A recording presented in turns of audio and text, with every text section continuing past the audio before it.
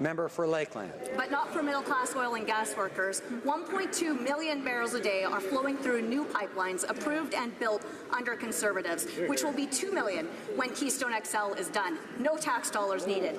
As of today, the Liberals have added zero after 3 years in government and blew $4.5 billion tax dollars that will go into the U.S. And every time the Prime Minister points to the past and blames others, he admits he failed, and they still have no plan for the future.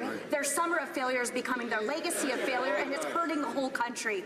When will he pull his ban on pipelines, Bill C-69, and give a plan for Trans Mountain? Right Honourable Prime Minister.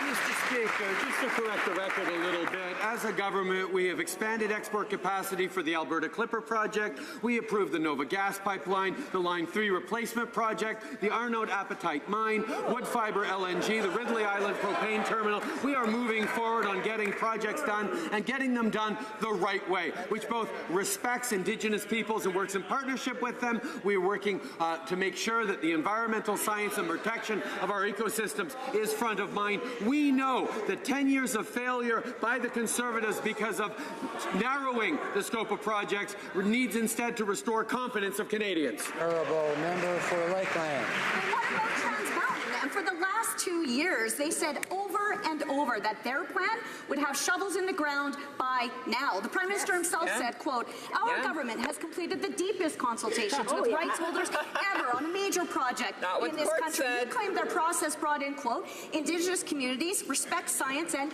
gets the social relations. Well, the court clearly ruled he failed, failed, failed, and failed. And today, there is no Trans Mountain expansion, and it's been 20 days without a plan. So why should Canadians believe any word he ever says? The Right Honourable Prime Minister. See, here's the difficulty, Mr. Speaker, for Conservatives.